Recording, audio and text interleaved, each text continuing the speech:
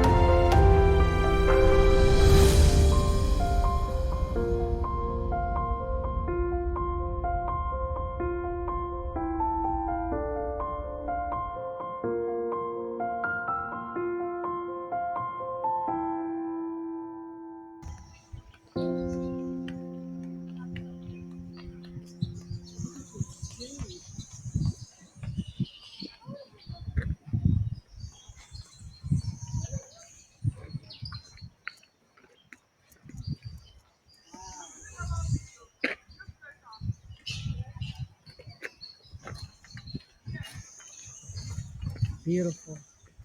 I wonder, can I get up on this? I guess I can.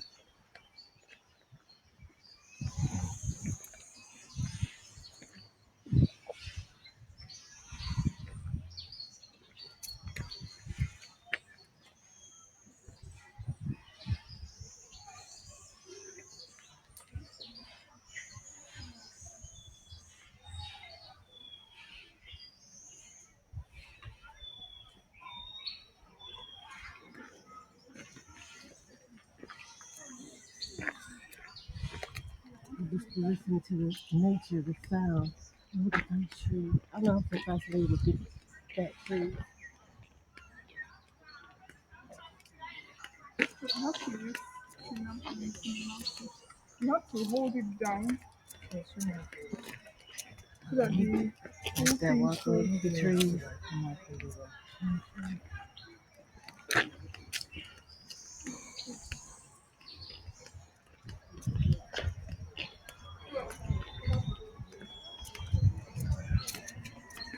This is beautiful.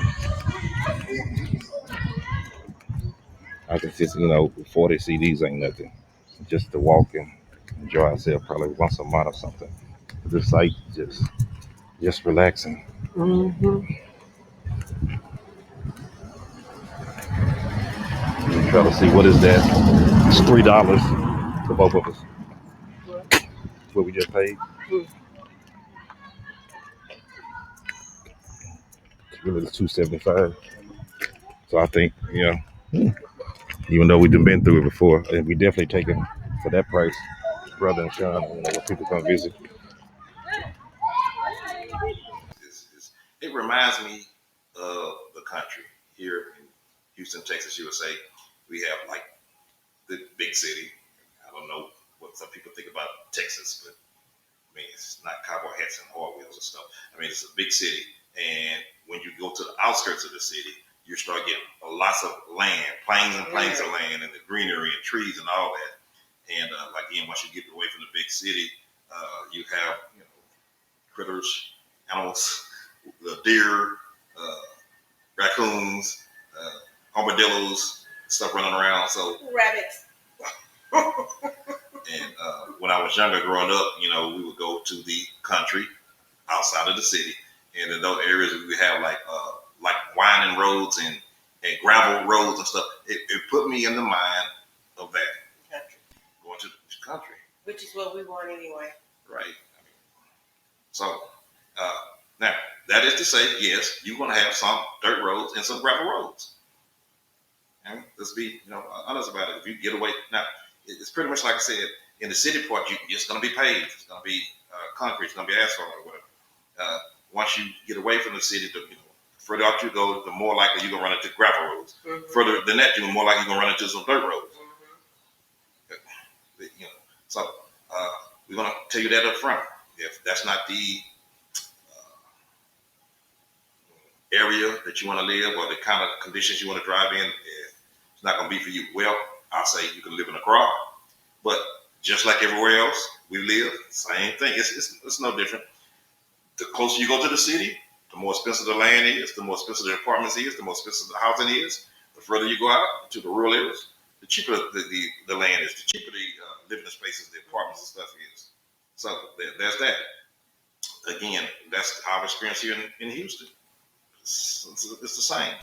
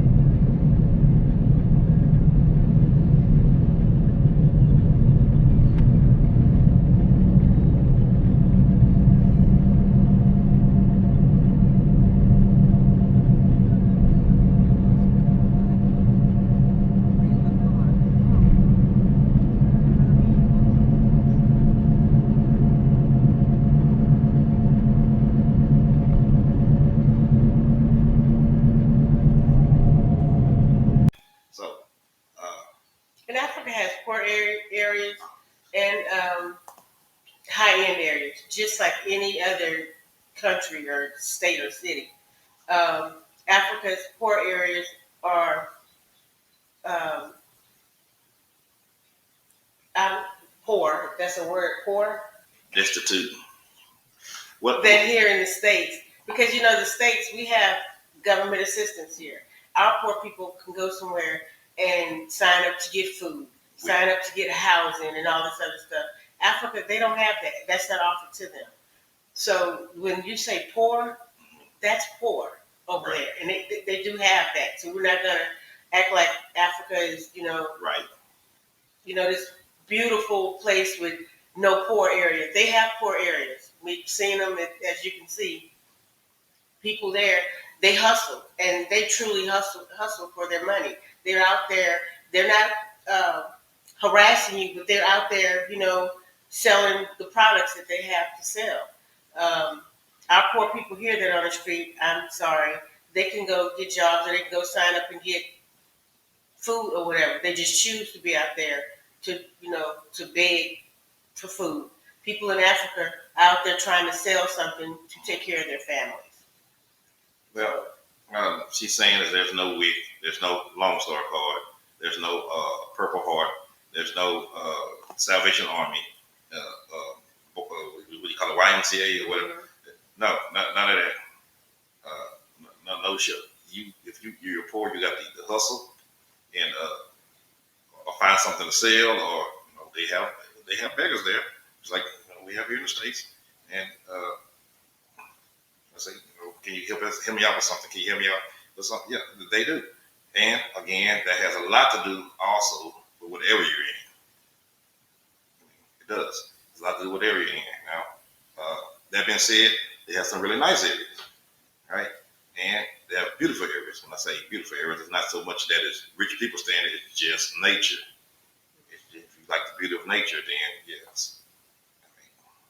So, again, we want to be honest with our take on it. Again, to us, since we want to move to the country anyway, since we like the beauty of nature, we're trying to get away from the quote unquote concrete jungle, it's right up our alley. Yeah, perfect place for us. It's right up our alley. Love it. So, there's that. And again, I hope this was very informational and informative to you. We'll talk to you next time about something else we experienced while we was in Ghana. But until then, we'll talk to you later. I'm Pat. And I'm Anita.